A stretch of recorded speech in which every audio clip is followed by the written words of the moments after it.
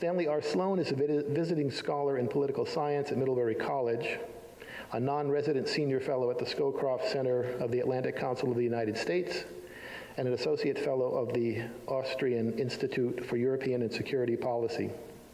Over the past 15 years, he has taught courses on transatlantic relations and on American power in Middlebury's winter term. For the past 30 years, he has lectured regularly at the NATO College in Rome, where he was named an honorary ancien in 2005. In 1999, he concluded government service as the Congressional Research Service Senior Specialist in International Security Policy after 24 years in a variety of CRS research and management positions. He served previously as the first Deputy National Intelligence Officer for Western Europe at the Central Intelligence Agency and as a member of the U.S. delegation to negotiations on mutual and balanced force reductions in Vienna, Austria. In September 2018, he was invited to testify before the U.S. Senate Foreign Relations Committee on the value of NATO to the United States. His most recent books are Transatlantic Traumas, Has Illiberalism Brought the West to the Brink of Collapse?, Defense of the West, NATO, the European Union, and the Transatlantic Bargain. In the course of the last month, he has lectured on tonight's topic in Prague, Brno, Ostrava, and Olomouc. Sorry if I made a mess of that. In the Czech Republic, also in Pilsen this last May, and in Vienna. 2 weeks ago, he gave his regular lecture at the NATO College in Rome, and also discussed the topic with others related to the Western Alliance. I always like to find out something personal about our speakers, and if it's relevant, I say it. And in conversation with Mr. Sloan, I found out he has come to Groton to stay at his family camp since he was 1 year old. His grandfather built the camp in 1904, so he knows our area as well. Please welcome Stan Sloan. Thank you for coming out tonight. As Bob pointed out, I am a native Vermonter, born and raised in Montpelier, and spent a lot of time at our family camp on Groton, so I'm even part of the Northeast Kingdom, and at least in the southern corner of it anyway. But I've been off doing a few other things in the course of my career, and it's always embarrassing to hear an introduction with all that detail, because after 50 years of working in a field, you end up with a lot of detail. So in any case, I apologize for that. But I'm looking forward to spending the evening with you and having the opportunity to give you a few of my ideas, and then looking forward to your ideas and questions and comments, because I don't know about you, but after the last 2 days, I feel a real overload in terms of this issue, actually. When I found out that I was being asked to speak here the day after the midterm elections, I thought the timing is pretty good. But you all, I'm sure, have your mind on what happened and what it means. And so we're going to talk about that a bit tonight. I do have a few disclaimers. The first one is exactly what I'm saying. I'm not going to talk about the elections a lot in my presentation, but I look forward to talking about them afterwards. The second disclaimer is that my focus is very much on the transatlantic relationship. That's what I've spent most of my career working on. I understand that the problem of illiberal politics is one that now is global. We have it in Brazil, in the Philippines, so it's in Latin America, it's in Asia. My concentration is on the transatlantic area, and in part my argument for that is not only that that's what I've concentrated my work on, but that to my mind the future of the West depends very much on whether the core, represented by the United States and its European allies, survives as a representative of the values that the West stands for. So that's, I think, a good substantive reason. I also want to make the point that when I talk about populism, I don't necessarily mean that populism is a bad thing, because you can look at popular concerns and say, we're going to take a populist approach, but it doesn't have to be the kind of right-wing populism, the illiberalism that I'm going to be talking about tonight. And that is really what is now tending to be called identity populism. So I just want to make that disclaimer. When I first talked about this subject about 4 years ago, when I did my first Wednesday presentation, a couple came up to me afterwards and said, you shouldn't be so negative about populism because it does represent attention to the concerns of the average person. And I took that on board, and I thought that's a very good point. And so very important to make the distinction between the form of populism, identity populism, right-wing illiberalism that I'll be talking about tonight, and concern for the feelings, interests, and needs of the average citizen. So I'm going to do something that actually comes from way back in my history. 51 years ago now, I was at the Air Force Officer Training School, and I remember very well the briefing that they gave on how to give a military lecture. And the guidance was very simple. The guidance was tell them what you're going to tell them, and then tell them what you told them. And that's the guidance that still I get when I lecture at the NATO College with a lot of military officers. But they added another source of guidance, and that is use PowerPoint. So it's found that works, seems to work here as well. So here's basically a summary of what I'm going to be talking about tonight. The West is identified as something that is represented by unifying shared values. And the West has important institutional foundations. I'm not going to spend a lot of time talking about institutions, but it's important to see how the values are linked to an institutional structure. For quite a while, the West has been taken for granted, and now it's being challenged both by external threats and internal threats. Now, the external threats are largely coming from Russia and Islamist terrorism. Now, there are other threats as well, and I'm not going to talk a lot about China, but I recognize that there is a threat from China as well. There are tides of illiberalism that have been washing over Europe in the last 3 or 4 years, and I'm going to talk about that a little bit. And I'm also going to mention the fact that in Turkey, Erdogan has been leading Turkey away from the secularism that Ataturk established for that country. I'm going to talk a little bit about the Brexit, the choice the British made 2 years ago and that are negotiating now to leave the European Union, and the implications of that. And then I'm going to talk about what I call the Trump tsunami that has crashed into our democracy. And I'm going to raise the question of whether illiberalism has brought the West to the brink of collapse, and then answer the question or try to offer my perspective on the question of what can be done about that challenge. So, one of my favorite political cartoons that I used in one of my books many years ago and still is very good today. You see the NATO team on the pitch with the United States and Europe going at each other, and the coach tells the referee they'd be a good team if they spent more time kicking the ball, less time kicking each other. And I think that is, I love the cartoon because it works not only for the Transatlantic Alliance, but also works inside our democracy as well. One of the themes, obviously, is that I see Russia as posing a challenge to our democracy and other democracies, and this political cartoon does a good job of capturing that threat. This is a representation of the other external threat that I talk about, and that is the wave of refugees that came into Europe and provided the foundation for illiberal politicians, even in European countries that didn't face a wave of refugees.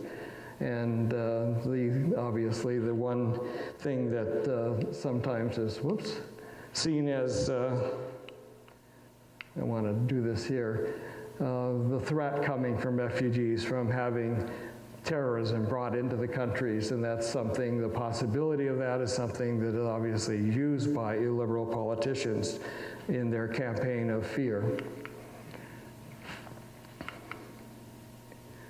And then finally, the last thing that I will be talking about is this question of whether the combination of the external challenges and the internal challenges will end up creating a perfect storm that will do in the West, do in the Western Alliance and do in the West.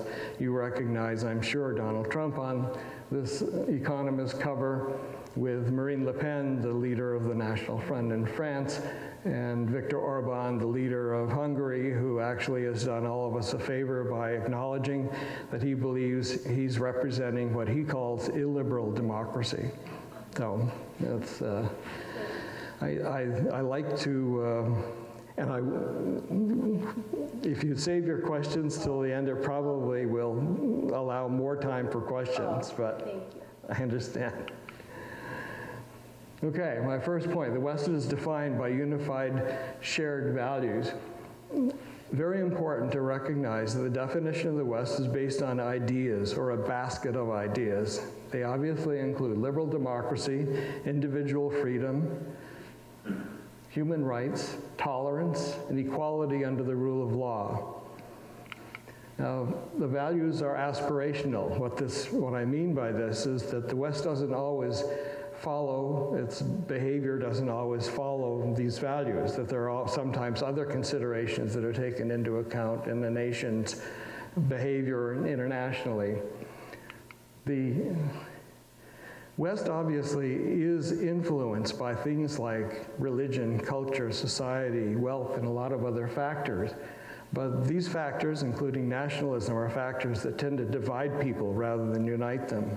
And that's why I think it's important to recognize that it is the values in the first line that define the West, not the things that Donald Trump seems to use as defining the West. This quotation from Donald Trump came from a speech that he gave in Warsaw a year ago, in which he said, "The bonds of culture, faith, and tradition make us who we are." And if you think about it, those bonds are ones that may unite some people, but then they leave other people out. For example, there are a lot of Muslims who definitely believe in the Western values and pursue them and follow them, and now we have even more of them in the U.S., in the new U.S. Congress. The fact is that Trump's identity populism threatens to close the door to those people who come from a different culture, have a different religion, have a number of differences from other people. And if you start identifying people, identifying the West as only limited to a group of people, then you are cutting people out and weakening the West, actually. Democracy was in the alliance, one of the early members of the North Atlantic Treaty Organization. Why were they in it? Because the access to Europe of American forces was critically dependent on Portuguese islands, the Azores, where American forces would have to transit to get to Europe to help defend Europe. There have been other cases as well, obviously, and there is even today, dealing with despots is something that Western countries, even Western countries that have strong belief in Western values, nonetheless do that. And the point is that hopefully that is an exception rather than a rule. And also, another footnote is that there's a danger, obviously, of trying to impose Western values on other countries. And we found out we've had some bad experiences with trying to do that. And so I think that from my point of view, if the United States can help a country that wants to become Western in its orientation, adopt Western values, that's fine. But for us to try to impose it on other countries is a big mistake and usually results in bad outcomes. Okay, I'm going to talk a little bit about the institutional foundations, two of them in particular. The key institutions that I want to talk about are the North Atlantic Treaty Organization. And this is directly from the North Atlantic Treaty. If you look at the preamble of the North Atlantic Treaty, you'll see that the beginning of the treaty highlights the importance of democracy, individual liberty, and the rule of law. Those are the core values of the West. that are represented by and defended by NATO. Now, if you think about it, the North Atlantic Treaty Organization is really the key institution that brings together American and European democracies, North American and European democracies.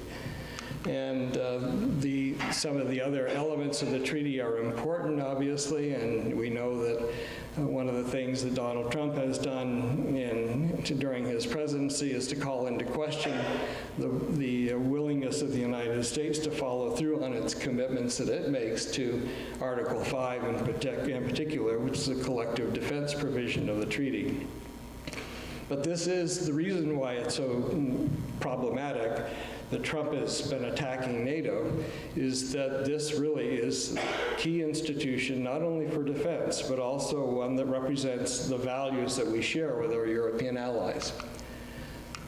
The very same values actually are very much part of the basis for the European Union. And the European Union, if you look at the language in red, you'll see that it's very similar to the language in the preamble of the North Atlantic Treaty. The reason why I talk about institutions is that it's one thing to have ideals written down, values written down on paper. It's another thing to have organizations that are dedicated to pursuing, preserving, and defending those values. And both of these organizations do that. They are the two key organizations in the North Atlantic area, in the Transatlantic area, that are based on the values of the West. The West certainly has, in many ways, been taken for granted. We assume that it's there, it's going to be there forever. And our optimism tended to be reinforced in 1989 when the Berlin Wall came down, everything came dramatically, and the world changed quite dramatically. This picture, by the way, I was very fortunate to have been in Berlin just a week or so after the wall was breached. And here in the picture that I took with a very cheap disposable camera, which is all that I had with me, were 4 East Berlin guards standing on the Berlin Wall with the Brandenburg Gate in the background. And it was a stunning moment for me. I felt so fortunate to be there.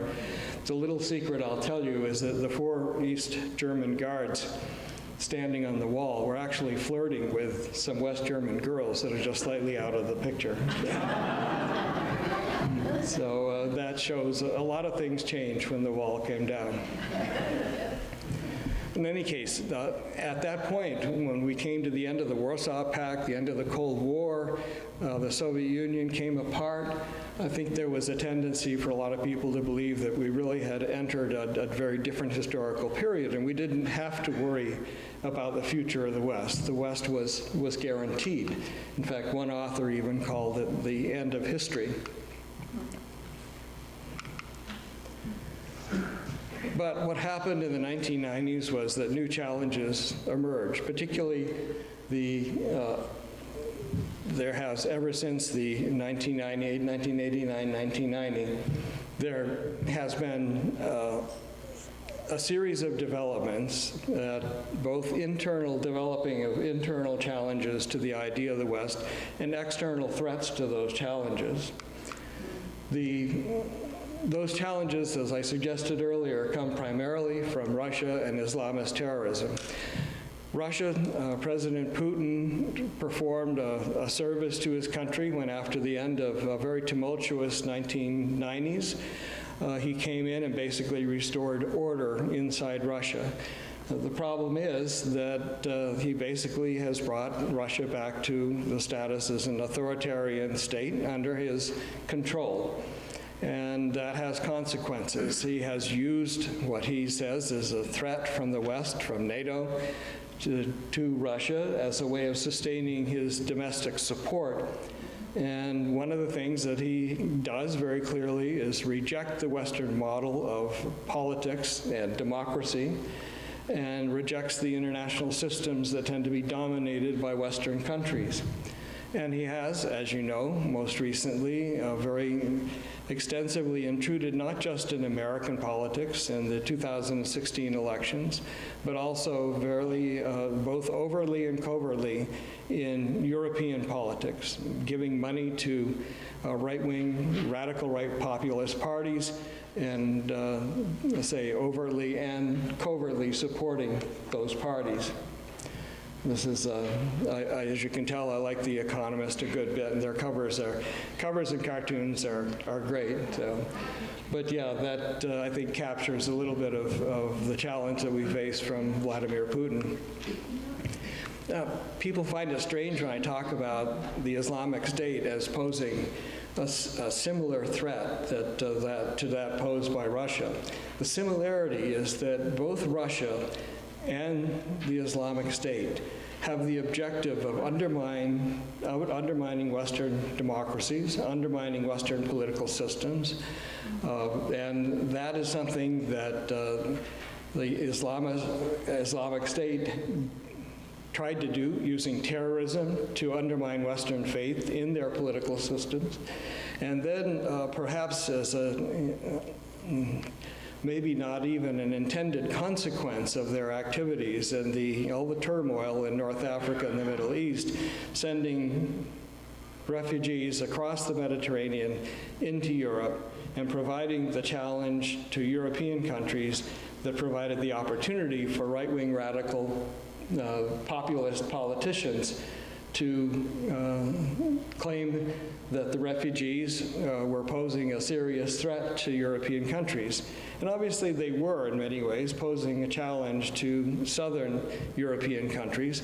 The irony, I guess, is that in many ways the radical right-wing populists became more firmly established in many northern countries that had virtually no refugees, there's no refugee problem coming into their countries. But in any case, this is the link, to my mind, between the Russian threat and the Islamic terrorism threat. So this then led to radical right-wing populist parties growing in strength over the last several years in many European countries. And this process of spread has not stopped. It is continuing. And I've got a list there of some of the situations in individual countries.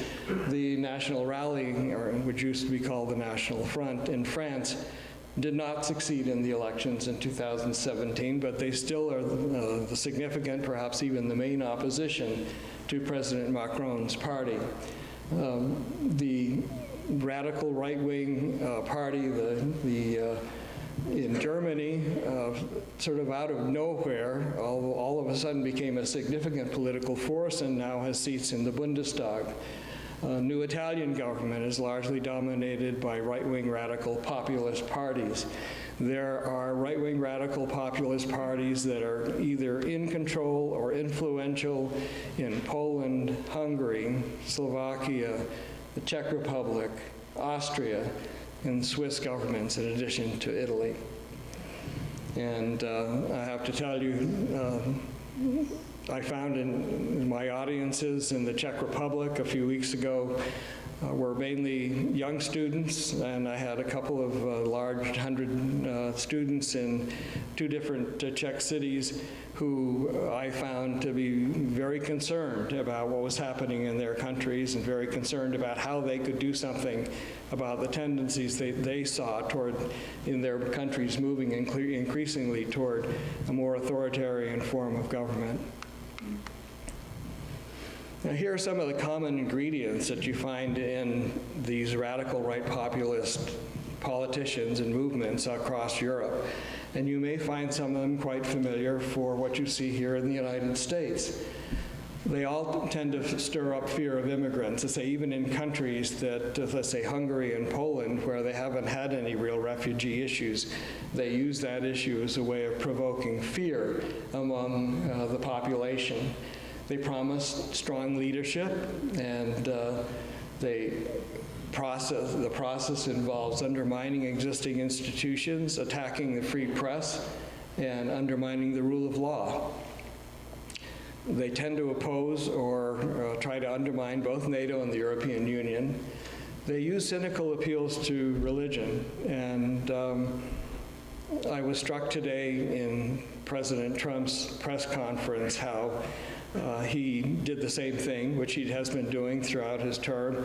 I don't think most of us believe that President Trump is a particularly religious man, but today he certainly said that he saw God as his guide, and that this is something that is not just found with President Trump. It's found all over Europe with the right-wing radical populist leaders there. And there is a strange thing. Maybe it's not so strange because Russia is actually a right-wing authoritarian regime. And so many of these leaders in Europe and with our president here admire the form of control that President Putin maintains in Russia. And they tend to admire the fact that he has this strong leadership style. And all of these leaders are taking advantage of the openness of our democratic systems to establish their positions and their strength in their individual countries. So they are turning against us the values, the systems that represent our values, and using them to establish their form of governance. I'm going to very briefly talk about what's going on in Turkey. Turkey was a model in many ways for the Western Alliance because it represented a case where a country with a majority Islamic population actually had a secular government. And now President Erdogan has been moving Turkey away from democracy, away from secularism, toward authoritarianism.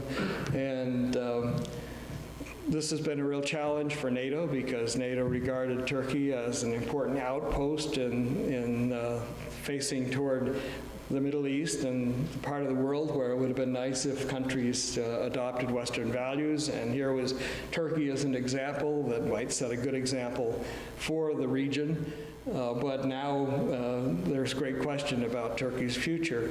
I still don't regard it as a lost cause. Obviously, there are lots of people in Turkey who don't like what's going on. They actually tried to overthrow Erdogan unsuccessfully, which resulted in even more repression. And so it's the problem is that here, again, he's thriving on providing a kind of strong leadership that people tends to appeal to some kind of people, and particularly as they promise to solve problems that, say, democratic systems haven't been successful in solving. Now, Brexit came in many ways out of this illiberal tendency as well. The main force behind the case for Brexit was this thing called the United Kingdom Independence Party, which the UK was never all that strongly committed to its membership in the European Union.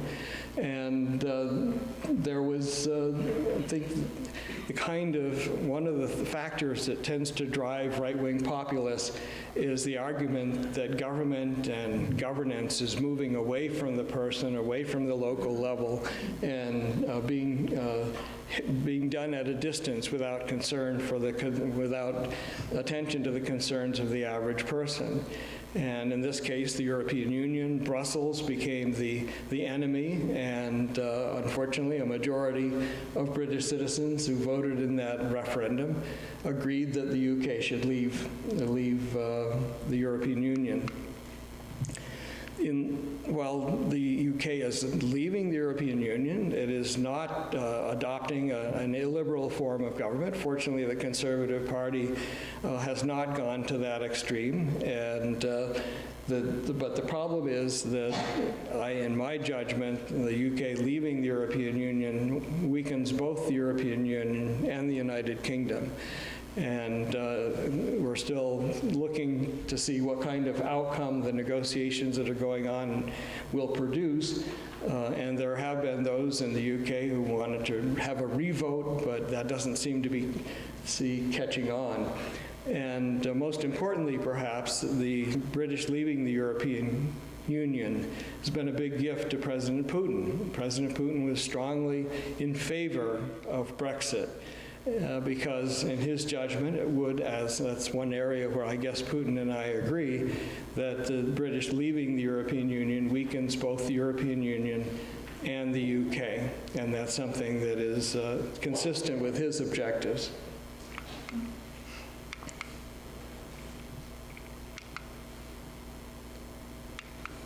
There we go. All right, now we come closer to home.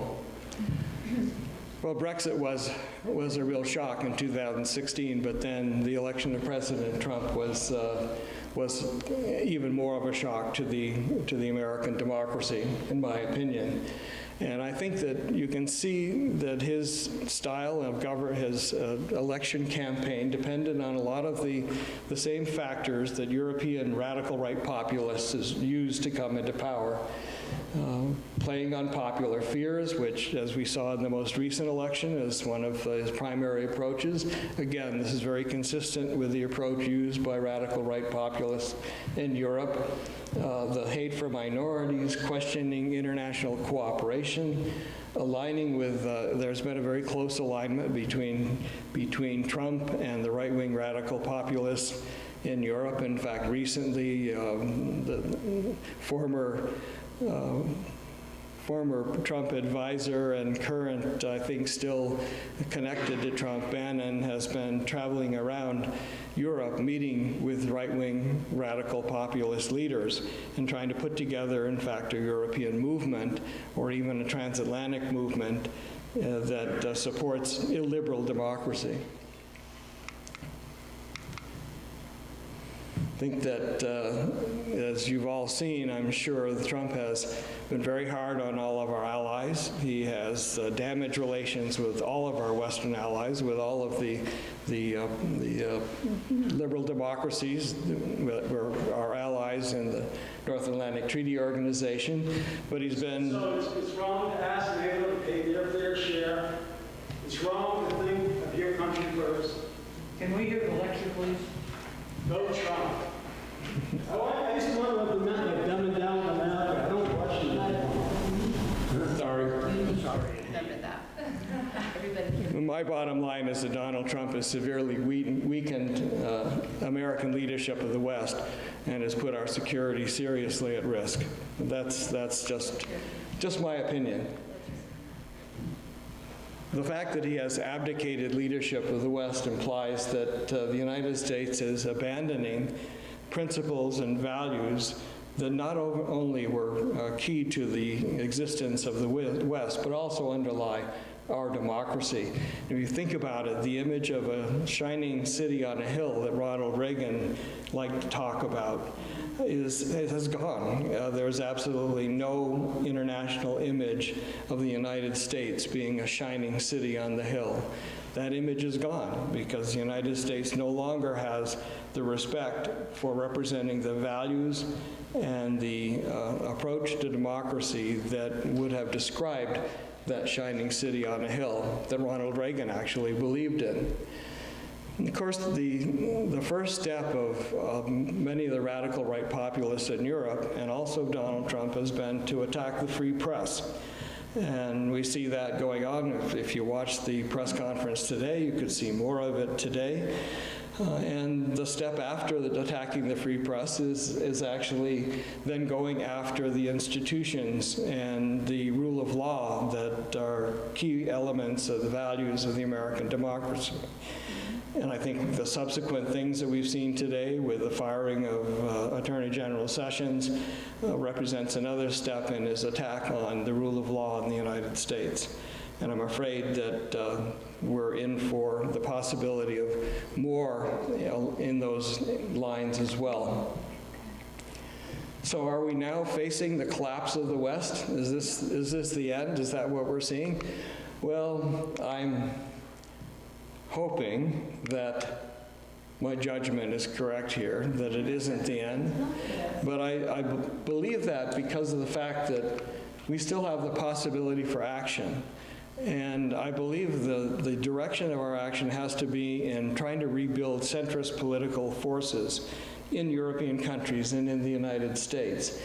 Now, in the United States today, it might be very difficult to rebuild the center around the Republican and Democratic parties, because the Republican Party has pretty much abandoned the center, even more so after the midterm elections.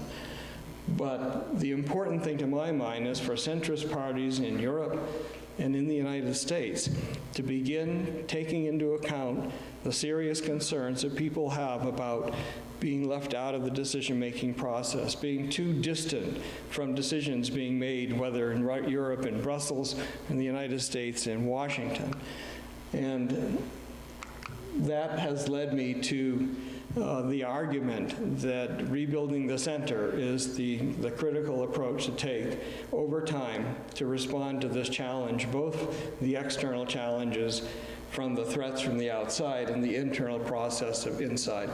This is just a quotation from my Transatlantic Traumas book, which is where I laid out both an extended version of talking about the threats to democracy and the ways to respond to it. To my mind, it is critically important for centrist parties to deny to the right-wing radical populists the ground that they've been using. And the only way to do that is to be very focused on rebuilding connections between politics, politicians, government, and the individual citizen. And that's why I say populism is not necessarily a bad thing, but using populism as a basis for building a case for right-wing, radical, illiberal political systems is a bad thing. It would be radical, to my mind, in the United States if the two parties actually started working together. And I think we should be hopeful that in the long run, maybe not in the short run, the Republican and Democratic parties will be able to work and rebuild the center. And this doesn't mean, centrist politics doesn't mean that you don't accept ideas that come from the left and the right that are good and practical ideas. It means being open to ideas from all quadrants and responding to them with effective programs. So, what have I told you? Told you, I think, that illiberal tendencies in Europe and the United States are posing a threat not only to the Transatlantic Alliance, but also to the individual democracies therein.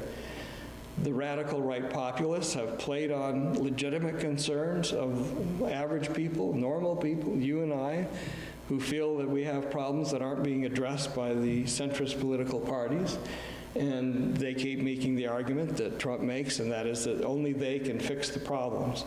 And that is their key argument. And that has put Western values seriously in danger and put those institutions that we rely on also in danger. So my argument is that in the end, we need something that I call radical centrist populism, and that is to redevelop the political centers, make them strong again, make them based on the Western values that I've talked about, and make them respond effectively to the concerns of the average person. So this is in my book, the concept that I lay out is radical centrist populism. And I hope that this idea, whether it's called what I call it or called something else, will start working inside our political systems in the United States. I would hope that it would be reflected in the Democratic Party, in the Democratic Party taking a big tent approach to its appeal to the American people, working on responding to popular concerns, developing as close a contact between government in Washington and the individual in communities around the country. And I think this approach is the best one to respond to the kind of challenge that we face from those politicians who would take away our democracy, who threaten the values that underlie both the transatlantic relationship and our democracy here in the United States. So I will end there, and thank you very much for listening. And now I always say, I don't learn anything from listening to myself. I'm looking forward to learning from your questions and comments. And so we're at that point now. Again, thank you.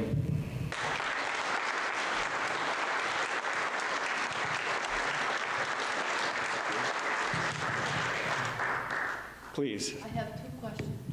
Okay. You have used the term illiberalism. I don't know if I'm alone here, but what does that really mean? What does that word mean, that term? Basically, illiberalism is a term that's being used to describe an approach to political systems that believes basically in having voting, electing, so that's why Viktor Orban in Hungary describes it as electoral democracy, as illiberal democracy. Other people have called it electoral democracy, where you have elections, but then once a party is elected and has control, they basically start taking over, denying individual liberties, cutting into the rule of law. And for example, this is what we've seen happening in both Poland and Hungary, where the governments have been placing limits on the ability of the judicial system to check the government. And if you look at things in the United States, you can see the possibilities for that happening here. But that is basically illiberalism is used to describe basically an approach to governance that isn't quite a dictatorship, it isn't quite fascism, but it's headed in that direction. So are you saying it's authoritarianism? It moves toward authoritarianism, yes. Okay, I have another question too. Sorry? I have another question. One more and then I'll be quiet. Okay, you talked a lot about radical right. How about radical left? There's no radical left? I think there is. Yeah. Yeah, I think there definitely is. So we need to hear the other side too. Yeah, there certainly is radical left, but if you look at in the United States, the primary force on the left is people like Bernie Sanders. Yeah. And people like Bernie Sanders don't advocate the kind of limitation of individual liberty and cutting into the rule of law that the radical right populists do. Socialism? Well, Free? Nothing's free, sir. Nothing. I don't, we're not going to get into a discussion of socialism. He advocates a variety of social programs. A lot of European countries have the kind of programs that he has. They're called social democracies. They're very successful. Individual liberty is still alive and well in a country like Denmark, for example, Norway, Sweden. Some of the best results in terms of society in those countries, education, well-being, they always come out at the top of the scale, whereas we come out way down here. So socialism is a word that in the United States has become a dirty word for many people, and I think it prejudices the discussion of what kind of social programs we need to produce the best kind of life for our people. And the important thing is to maintain the individual liberty, the rule of law, and the basic values of the West, while taking care of the needs and the concerns of all of the people. If we leave all of the needs up to the commercial sector, they don't get met. And I think that's the foundation for Bernie Sanders' approach. And I think that he makes a very good argument about how leaving things up to market forces doesn't necessarily respond to all of the needs of the people. So the government takes care of it. I'm oversimplifying, obviously, a lot, but Great. Okay, nothing's free. do you want to? If you use this mic, Okay, I'll go to that. Okay. I'm going to try to help out here, so. I think back here first, I'll be right there. I'm going to be the microphone ferry here. A quick question, do you have copies of your books available tonight? No, I don't. I'm sorry, but you can find it on Amazon. Okay. But my real question, or was a comment, which is that I'm a member of the League of Women Voters, and I feel that that organization and other organizations like it may offer what you're talking about in terms of the solution for these societal ills. And I would love it if your next project would be to write a book with someone who has expertise about these alternative sort of public institutions that, in a nonpartisan way, focus citizens' attention back on the privilege and benefits of engagement with the system that we have to work with. I'm sorry, what organization? The League of Women Voters. The what? League of Women Voters. Oh, League of Women Voters, sure. Because nonpartisan and, engaging people with understanding the tools that we have at our disposal and also emphasizing experience of how they are of value. You're absolutely right. The League of Women Voters and other public interest groups do a huge public service in calling attention to issues, promoting debate, promoting discussion, and the bottom line is that we need to have this kind of interaction and discussion. That's how our democracy functions. And therefore, I don't anticipate that everyone in the audience would agree with everything that I say, but I think it's a great opportunity for us to discuss the ideas and for everybody to have their contribution and express their skepticism or their enthusiasm. And the League of Women Voters certainly encourages that kind of dialogue. Hi. So I really enjoyed the conclusion that you're espousing, especially because I think I consider myself very much a centrist. I respect both President Obama and President Trump. And I think both of them have done great things for the country. Now, as far as getting more people to be more centrist, one observation that I have is today the parties are like mafia gangs, working for the benefit of itself, themselves, always trying to get one leg up on the other. For example, gerrymandering and attack ads, for example. So how do we move people more to the middle? I mean, one thing I was considering is, would it ever, would the U.S. ever support a multi-party system? Would that help or not? It's a great question, and certainly one that has been discussed and considered. The fact is the Constitution makes it very difficult for the United States to have a multi-party system. It's really designed, set up, our whole electoral system is set up to be a two-party system. And that has its downsides, no question about that, as does our presidential form of governance, as does our electoral college, as does the role of the Senate in our government. There are lots of things that our founding fathers created that made a lot of sense at the time that perhaps don't make as much sense today. But it's very difficult, as we found out, to make any changes to the Constitution, because of the fact that there are people who benefit from the way the Constitution operates today and don't want to change it. And it takes almost a national consensus to change the Constitution. So I think we're pretty much stuck with the system that we have for the time being. And the trick is to make it work. How do you make it work? You make it work through free elections. The election we just had is an example of how elections can be used to try to react to circumstances that part of the population feels are bad for the country. And so what we found is that as the outcome of the election yesterday, we're going to have a House of Representatives that will help balance the power that the president has, and will no longer have the one party in control of all branches of government.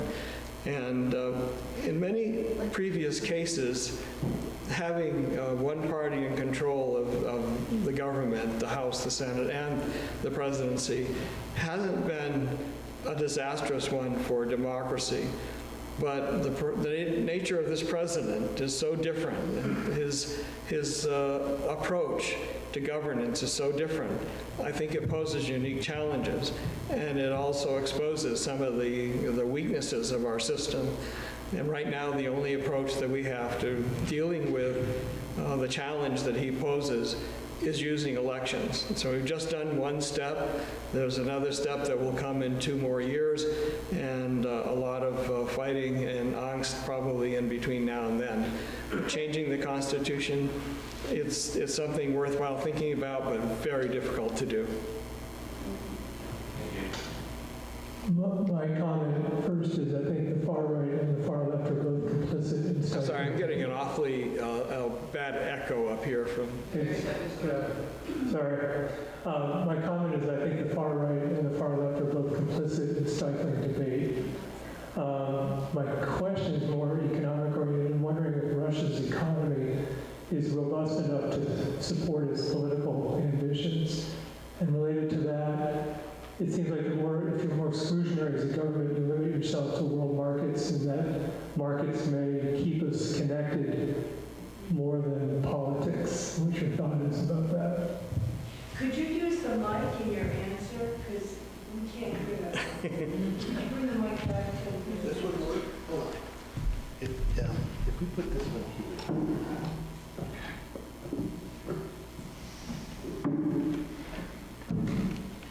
I think you're good. Like that?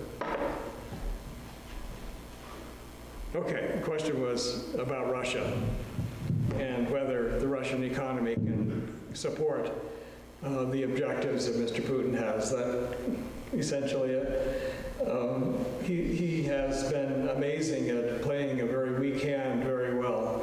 He does not have a strong economy. It has many vulnerabilities, and it's a good question as to how long he can sustain the kind of military effort that he has, and still maintain his governance.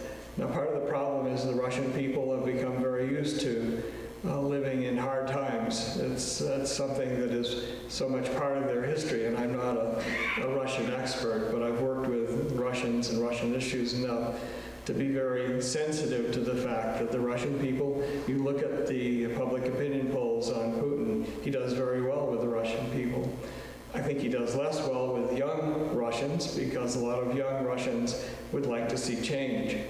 And I would love to see that kind of evolution take place in Russia, but as long as we have someone like Vladimir Putin in charge and has the kind of self-interest, he and his friends benefit greatly from his control of the economy and the government.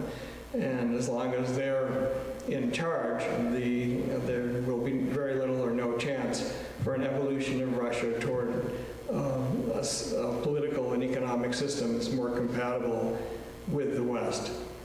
So that's my response to your question, and that is that I think he may have a hard time sustaining his approach over the long run, but in the short run, he's using what he's got very effectively.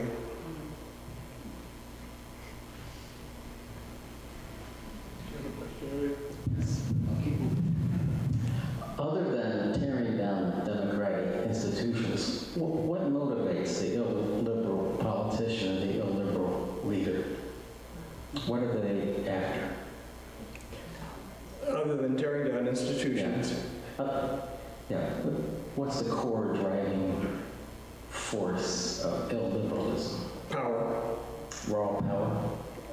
Power, control, yes, but they are playing effectively on the fact that a lot of the population feels that the democratic experience, and particularly in some of the new democracies in Eastern and Central Europe, there's dissatisfaction with political fighting and political impasse and not getting anything done. And so there's a temptation to people to believe that having a strong leader and a strong government that will get things done will solve their problems. And unfortunately, this mentality lends itself to the kind of approach that the right-wing radical populists use as a way of gaining power and then maintaining it.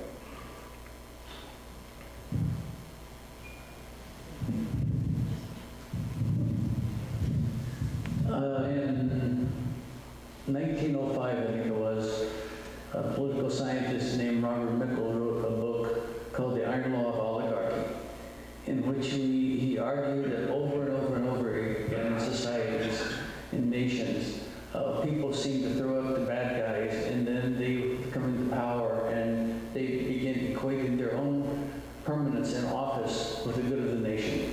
And we see that in many countries today. Ethiopia is a good one, Eritrea is a good one, other Western nations as well. At the same time, we know that when societies go through great social change, people become insecure. And we can look at it in our own society, and other sites you've mentioned, with immigration and the role of women and so on, that make certain groups feel insecure, and they want strong people. I'm wondering if the two of these things together suggest that the experiment with democracy that we've had, particularly since the war and the advent of NATO, is something that we always have to strive for, and that democracy is in a way an aberration in terms of the discourse of human beings. I think that's absolutely correct, that we have to continue to work on improving democracy. You can't, perhaps it is the riding a bicycle analogy fits, and that if you stop moving, you can fall over. And I think in some ways democracies, modern democracies, have stopped moving in some ways. And that's why I think it has to be more focus on establishing or reestablishing more effective contact between the upper levels of government and politics and the average person. And I see this, I say in Europe, and I see this in the United States. Some of this is not the fault of human beings. It's not the fault of politicians. Some of it, I think, has to do with the changes in modern society, in the modern world. The world moves a lot faster, and technology moves in ways that a lot of people feel that they can't keep up with. And so there is a tendency for a lot of people, particularly at a certain level of society, a feeling that they're being disenfranchised, that they're not connected with the political system any longer, that their interests are not being taken into account. I think it's important for democratic parties not only to stay true to the values of democracy, individual liberty, and the rule of law, which keep coming back to those key pillars, but also to make the political system more effective in responding to the average person, the concerns of the average person. And I think there is no individual bad guy here, and I think that focusing just on the bad guys, like I would with Trump, is a mistake, because what we need to do is focus on how parties that believe in liberal democracy, the kind of democracy that we think is the best system for our country, we have to continue to work on improving that. Absolutely. A two-part question. I can't believe that from Dennis Hastert to Mitch McConnell, the Republican Party, which you would have thought cared about the rule of law, denied Obama a Supreme Court justice as a sheer exercise of power. That's my first. And then the second one is, I've always thought that Europe and the United States grew out of Reformation values, and I wonder if there's a breakdown of that understanding in our society, or maybe I'm barking up a wrong tree entirely.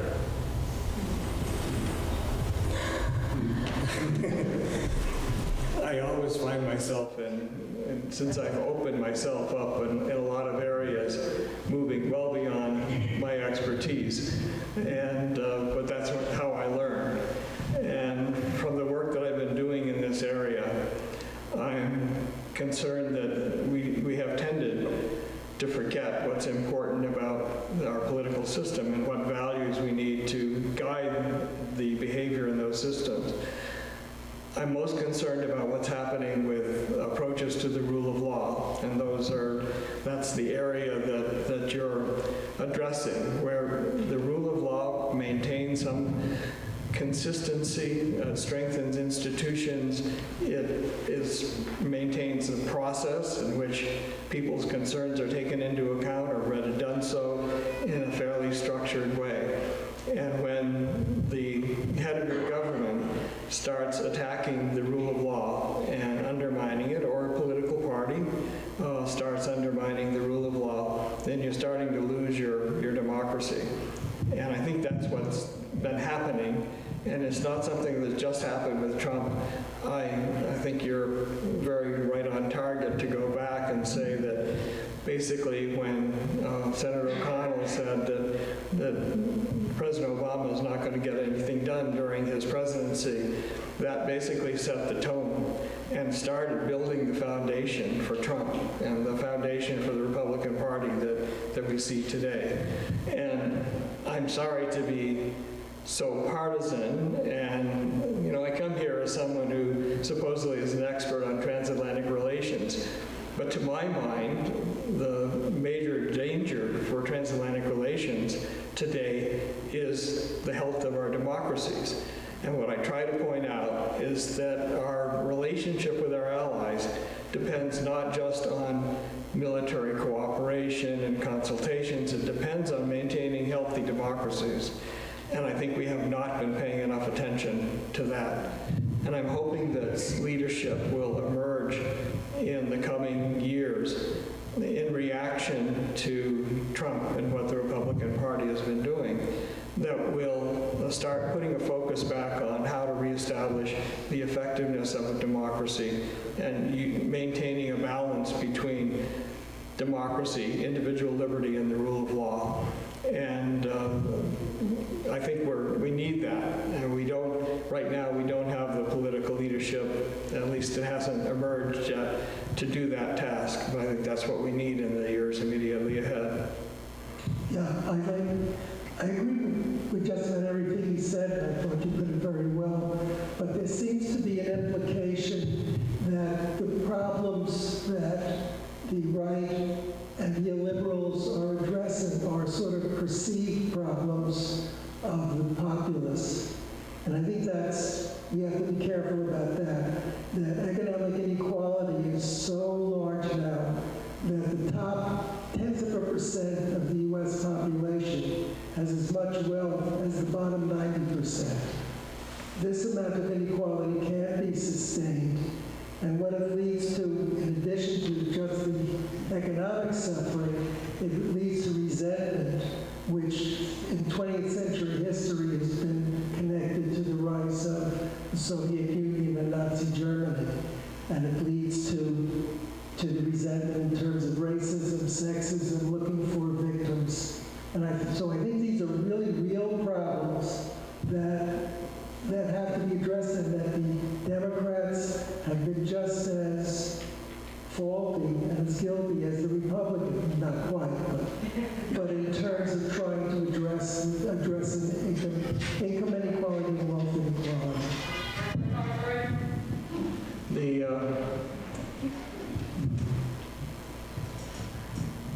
I think the thing that I tried to talk about in my lecture about avoiding the kind of identity populism that President Trump engages in is very important.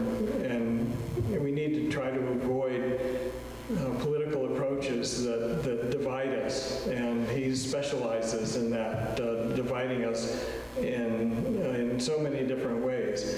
And the way to respond to that is, again, to take a more traditional liberal democracy approach to it, based on values rather than basing your idea of the West and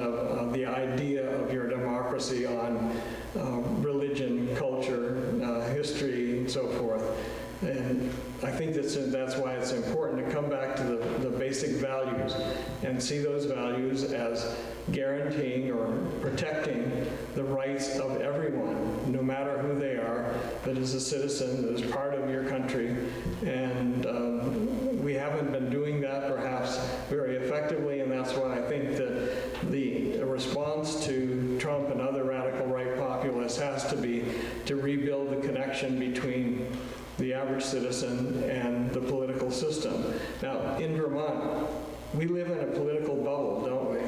Because for the most part, the problems that gave rise to Mr. Trump aren't as bad here as they are in other parts of the country. We have a political system that is, partly because we're small, partly because we have a tradition of direct contact and involvement between citizens and their government. I think we've had some insulation against these tendencies elsewhere in the country, against the tendencies that led to the support for Trump.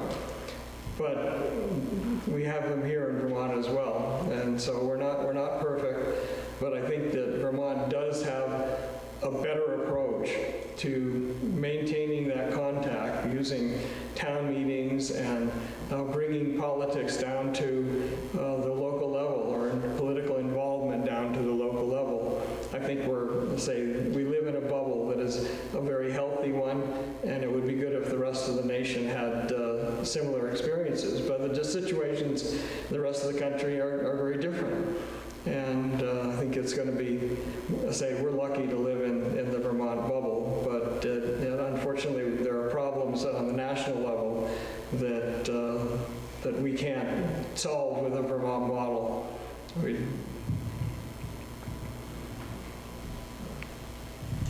The holder of the mic gets to ask the next question. If we were to try to move towards the radical centrist populism, is that what you call it? Do you think that it seemed like, especially with the Democrats last time around here, there was a lot of identity politics, which has been criticized from different angles. Would identity politics undermine the attempt to try and get to a more centrist position, or would it be part of it because it's supporting individual liberties? I think using identity as a way of distinguishing people or parts of society from other people in other parts of society is obviously not the way to go. There are different definitions, obviously, of what we mean by identity politics, and the Democrats have been accused of doing that because the Democratic Party has tried to look after minorities, the interests of sexual independence, liberties, of racial equality, and to some extent, I think the Republicans have tended to use those concerns of the Democratic Party as pursued as a way of criticizing the party. What I talk about when I talk about in identity populism, it's the kind of approach that President Trump takes, which says basically the West, or our democracy, is based on a certain religion, a certain culture, a certain history, and so forth.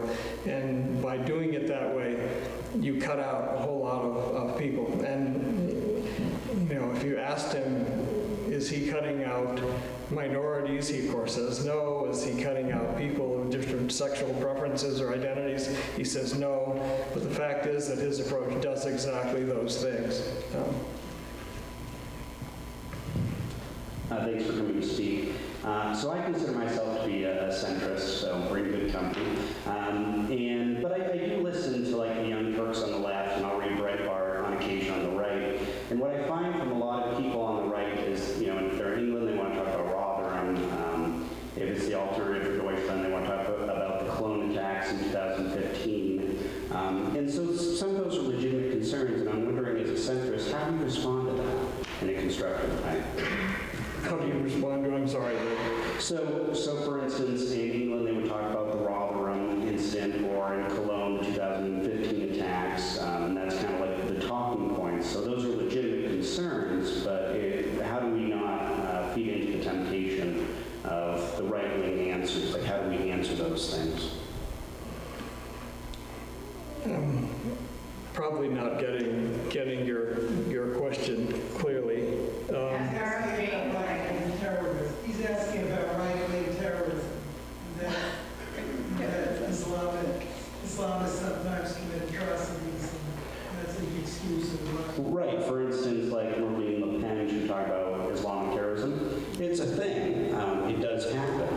So that's a legitimate concern, but how do you answer those things in a constructive way without being seduced by your far-right answers as a centrist? If that makes sense. Well, the first thing that you do is you start with the facts, and you start with using facts to help educate people about the nature of the problem. And there obviously is a problem with terrorism. The fact is that in the United States, we've suffered more recently from right-wing terrorism than from Islamic terrorism. And a lot of people may not understand that. There was a great story just in the Washington Post a couple of days ago, I think it was a post, about the fact that the real problem for the country has been right-wing terrorism rather than Islamist terrorism. The fact is, you start with facts, and then you acknowledge that terrorism by any group, left, right, any religion, motivation, whatever, is bad. To use violence to try to convince people to move in your direction, to accept or just to disrupt your society. So we can all agree that terrorism is bad. But the fact is that no one group or no one religion has a corner on terrorism, and it's important to discuss these things as openly as possible and as rationally as possible. And some of the discussion obviously is just not going to be rational, and some of the people on the right are just not going to listen to that kind of an argument, because if they are told, unfortunately, a lot of people who don't engage in studying issues and thinking through issues, they'll just accept something that they have read or heard from someone that they think is telling them the truth. And unfortunately, there are a lot of people out there that Breitbart, Trump, a lot of people out there who are telling people lies. And it's important to try to counter that with as much of facts, truth, and discussion. And that to my mind is, I guess I'm sounding like an educator now, but that is, to my mind, the only thing that one can do. Obviously, you have to deal when there is a threat of terrorism, when there are violent threats, you have to deal with them with police forces and with security forces, and doing all the things that we all do now to be able to fly. And there are steps that have to be taken. But in terms of dealing with it over the long run, I think it's very important to understand where terrorism is coming from, what the sources are, and to look then for how we can deal with those sources and see how they can be mitigated or prevented. Thank you. For those who may want to follow up on your reference to the Post, I think it was the New York Times that published that series and showed graphically in the past 10 years what left-wing terrorism, Islamic terrorism, right-wing terrorism is. And I think there were 1 or 2 instances of left, 7 or 8 of Islamic, and hundreds of right-wing terrorism here in our country. Yeah, I'm reading the Washington Post and the New York Times every day, so sometimes I get the source mixed up, but it's an excellent article. We're going to take 2 more questions. And I will say, this is an intense discussion. Yeah. So thank you for coming, and thank you for staying. And when you leave, turn to the person you're next to and say, hi, how are you? I was wondering whether you're ultimately suggesting some cause for optimism in the land of magical thinking. In 2020, we have a different president. Can we repair the damage we've done transatlantically, or do you think the damage has become really irreparable or very difficult to dig out of? It's a great question. I think some of the damage is going to take decades to repair. The United States is no longer seen in Europe as being a reliable partner.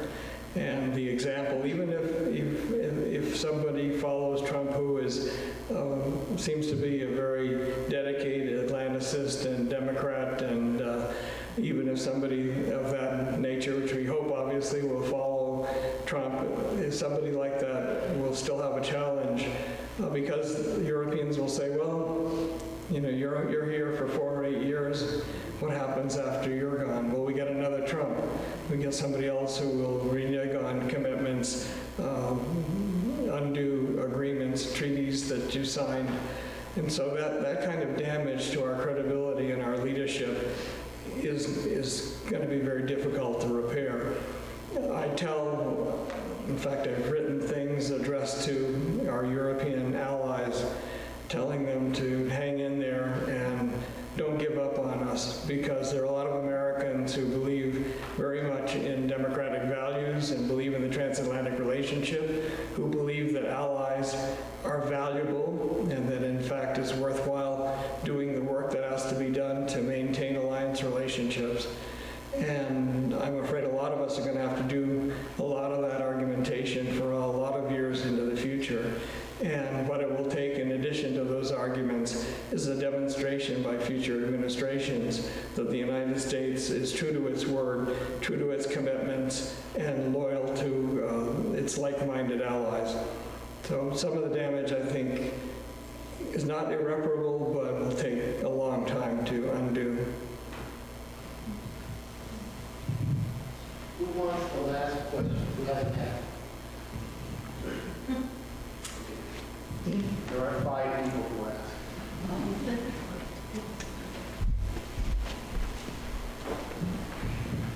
Well, thank you very much for coming.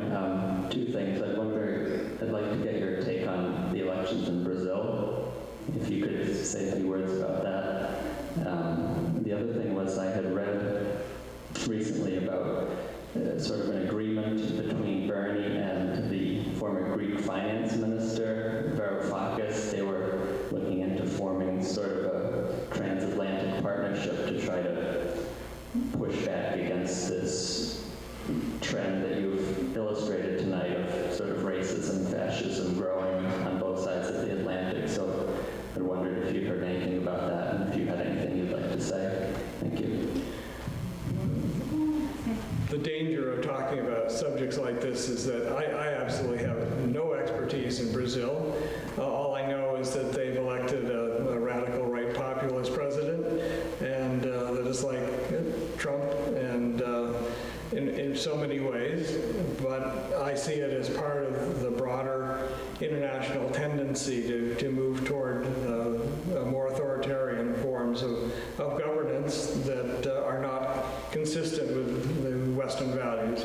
And so I'm concerned about it, even though I don't have expertise in it. You know, I lectured at the NATO College at a time when there were only 15 members of NATO. And today, when I lecture at the NATO College, there not only are 29 members, but there are partner countries, and just about the whole world seems to be there in my audience. So I've gotten used to being asked questions that really don't fall into my area of expertise. And Brazil certainly is one of them. But so I can only answer in a limited way to say that it's just the Brazil election adds another source of concern to my pile of concerns about what we need to do to try to rebuild political centers that are effective in dealing with popular concerns. As for Senator Sanders, I'll tell you a little bit of background. When Sanders was running for the president in 2016, I was actually one of his informal foreign policy advisors, and I worked on European affairs for him and coordinated the work on Europe. And it was very frustrating because Bernie did absolutely nothing on foreign policy during the whole campaign. And in fact, I wrote a very good article that was intended to come out under his name at one point. And it was finally the committee, the staff said, you know, he still hasn't said anything on foreign policy, so why don't you just publish it yourself? So I did. And it was my attempt to establish a very centrist orientation for Bernie toward our relationship with Europe, toward transatlantic relations. And I'm still very proud of that piece that I wrote. I think it would have been a lot of the things that I wrote and coordinated with other experts in the campaign did end up getting fed into the Democratic platform, but I wasn't aware of this contact that he had made with the Greek official. It's interesting if he can try to build up some kind of a countervailing wall to the fact that the radical